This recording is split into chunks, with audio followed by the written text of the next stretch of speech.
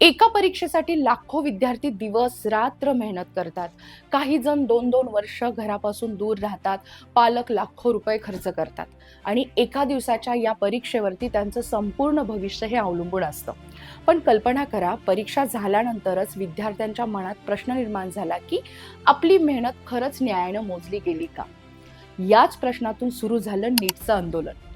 मात्र आता हा प्रश्न फक्त विद्यार्थ्यांच्या न्यायाचा राहिलेला नाहीये. या आंदोलनात सामाजिक कार्यकर्ते उतरले, सोनम वांगचुक यांनी पाठिंबा देखील दिला, विरोधक सरकारवरती आक्रमक झाले, सरकारनेही आपली बाजू मांडली आणि पाहता पाहता विद्यार्थ्यांचा लढा हा राष्ट्रीय राजकीय चर्चेचा विषय बनला. आज आपण कोणत्याही एका बाजूने बोलणार नाहीये. विद्यार्थ्यांचा मूळ प्रश्न काय आहे, या सगळ्या गोंधळात सर्वात मोठं नुकसान नेमकं कोणाचं होतंय, याच सगळ्याचा निपक्ष आणि सखोल विश्लेषण आपण आज करूयात. नमस्कार, मी सायली नलोडे कविटकर आणि आपण पाहताय विश्लेषण लाईव्ह. सगळ्यात आधी विद्यार्थ्यांचा मुद्दा समजून घेऊया. नीट ही केवळ एक परीक्षा नाहीये. अनेक विद्यार्थ्यांसाठी ती आयुष्याची दिशा ठरवणारी परीक्षा आहे. 2-2, 3-3 वर्ष विद्यार्थी हे घरापासून दूर राहून अभ्यास करतात. लाखो रुपये हे कोचिंगवरती खर्च होतात. अनेक कुटुंब स्वतःच्या गरजा कमी करून मुलांच्या शिक्षणासाठी पैसे साठवतात.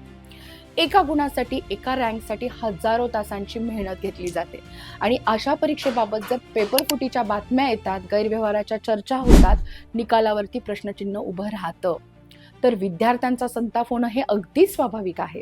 कारण विद्यार्थ्यांना सरकार पाडायचं नसतं, त्यांना व्यवस्था सुधारलेली हवी असते. त्यांना आंदोलन करायचं नसतं, त्यांना न्याय हवा असतो. त्यांना राजकारण नको असतो, त्यांना त्यांच्या मेहनतीचा योग्य सन्मान हवा असतो. याच पार्श्वभूमीवरती एक नाव चर्चेत आलं, सोनम वांगचुक यांचं. लडाखमधील प्रश्न असोत, पर्यावरणाचे मुद्दे असोत किंवा शिक्षणाशी संबंधित विषय, वांगचुक यांनी अनेकदा सार्वजनिक भूमिकाही घेतल्यात. त्यामुळे त्यांनी नीट आंदोलनाला पाठिंबा दिल्यानंतर हा विषय हा केवळ विद्यार्थ्यांपुरता मर्यादित राहिला नाही. एक सकारात्मक बाजू अशी आहे की एखाद्या प्रसिद्ध व्यक्तीने पाठिंबा दिला एखाद्या आंदोलनाला की माध्यमांचं लक्ष वेधलं जातं. सरकारवरती उत्तर देण्याचा दबाव देखील वाढतो.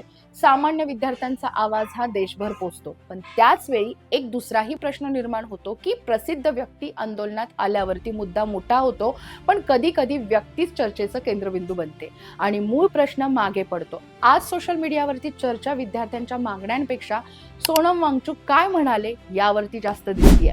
ही वस्तुस्थिती आहे जी नाकारता येणारी नाही. यानंतर या आंदोलनात विरोधक उतरले. आता इथेही दोन बाजू आहेत. लोकशाहीमध्ये विरोधकांचं कामच असतं सरकारला प्रश्न विचारणं. परीक्षा व्यवस्थेत त्रुटी असतील, पेपरफुटी झाली असेल तर सरकारला जाब विचारणं हे चुकीचं नाहीये. संसदेत प्रश्न विचारणं, जबाबदारी निश्चित करण्याची मागणी करणं, राजीनाम्याची मागणी करणं हा लोकशाहीचा भाग आहे. पण प्रश्न तेव्हा निर्माण होतो जेव्हा विद्यार्थ्यांचा प्रश्न दुय्यम ठरतो आणि सरकारवरती राजकीय हल्ला करणं हेच आंदोलनाचं मुख्य उद्दिष्ट बनतं. तेव्हा प्रश्न पडतो की विद्यार्थ्यांचा आवाज बुलंद केला जातोय की विद्यार्थ्यांचा आवाज वापरला जातोय. पण याच वेळी दुसऱ्या टोकालाही जाणं योग्य नाहीये. अनेकदा असं म्हटलं जातं की हे सगळं विरोधकांचं षडयंत्र आहे किंवा हे आंदोलन पूर्णपणे राजकीय आहे. पण वास्तव इतकं सोपं नसतं. विद्यार्थ्यांचा प्रश्न खरा असू शकतोच आणि त्यावरती राजकारणही होऊ शकतो. या दोन गोष्टी एकाच वेळी घडू शकतात. म्हणून कोणतीही टोकाची भूमिका घेण्याऐवजी या दोनही गोष्टी वेगळ्या करून पाहणं हे गरजेचं आहे. आता आपण सरकारच्या भूमिकेकडे पाहूया. सरकारचं म्हणणं आहे की गैरप्रकाराच्या तक्रारी आल्यानंतर तपास सुरू करण्यात आलेला आहे. दोषींवरती कारवाई झाली आहे. संबंधित प्रकरण हे तपास यंत्रणांकडे देण्यात आले. भविष्यात अशा घटना टाळण्यासाठी परीक्षा प्रक्रियेमध्ये बदल करण्यात येत आहेत. ही बाजूही पूर्णपणे दुर्लक्षित करता येणारी नाहीये. पण विद्यार्थ्यांच्या मनातला प्रश्न अजूनही तसाच आहे. तपास सुरू आहे एवढ्यानं त्यांचं समाधान होत नाहीये. त्यांना जाणून घ्यायचं आहे की दोषी कोण आहे, त्यांच्यावरती काय शिक्षा झाली किंवा चौकशी केली. पुढच्या परीक्षेत पुन्हा असंच झालं तर आमच्या मेहनतीची हमी कोण देणार? आणि खरं सांगायचं तर सरकारची खरी परीक्षा इथूनच सुरू होते. कारण विश्वास हा निवेदनांनी निर्माण होत नाही, तो कृतीमधून निर्माण होतो. या संपूर्ण विद्यार्थ्यांच्या आंदोलन प्रकरणामध्ये सर्वात मोठं नुकसान जर कोणाचं होत असेल तर ते केवळ विद्यार्थ्यांचं. कारण टीव्हीवरील चर्चांमध्ये सरकार विरुद्ध विरोधक असं चित्र रंगतंय. सोशल मीडियावरती ट्रेंड सुरू होतात, प्रेस कॉन्फरन्स होतात, आरोप प्रत्यारोप देखील सुरू होत आहेत.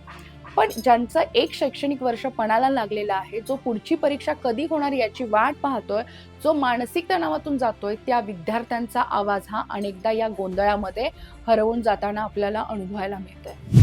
आणखीन एक महत्त्वाची गोष्ट म्हणजे आज आपल्या देशात स्पर्धा परीक्षा म्हणजे फक्त परीक्षा राहिलेली नाहीये. ती लाखो कुटुंबांची आर्थिक, मानसिक आणि सामाजिक गुंतवणूक बनलेली आहे. त्यामुळे प्रत्येक पेपर फुटी, प्रत्येक शैक्षणिक गैरव्यवहार आणि प्रत्येक संशय हा फक्त एका परीक्षेचा प्रश्न नाहीये.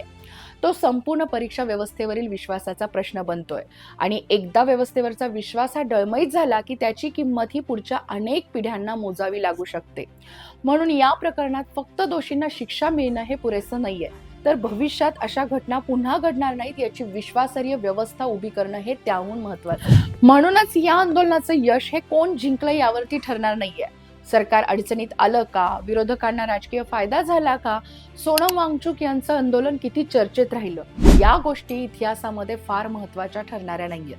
पण जर या आंदोलनामुळे परीक्षा व्यवस्था अधिक पारदर्शक झाली, दोषींना कठोर शिक्षा झाली आणि विद्यार्थ्यांचा विश्वास परत मिळाला, पुढच्या विद्यार्थ्याला अशा भीतीतून जावं लागलं नाही, तरच या आंदोलनाला खरं यश मिळालं असं म्हणता येईल किंवा मानता येईल.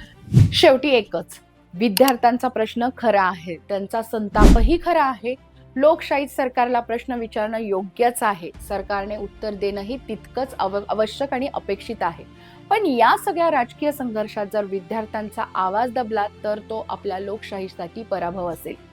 कारण राजकारण हे प्रत्येक निवडणुकीनंतर बदलतं, सरकार देखील बदलतं, विरोधक देखील बदलतात, पण एका विद्यार्थ्याचं हरवलेलं वर्ष, त्याची मेहनत, त्याचं तुटलेलं स्वप्न हे मात्र परत येत नाही. तुमचं मत कमेंटमध्ये नक्की मांडा. तुमच्या मते नीट आंदोलनात विद्यार्थ्यांचा मुद्दा अजूनही केंद्रस्थानी आहे का, की तो राजकारणामध्ये हरवला आहे? अशाच निपक्ष, सखोल, मुद्देसूद विश्लेषणासाठी विश्लेषण वाइब्स या आपल्या YouTube चॅनलला नक्की सबस्क्राईब करा आणि बेल आयकॉन दाबायला विसरू नका. पुन्हा भेटूया एका नव्या विषयासह. तोपर्यंत जय महाराष्ट्र.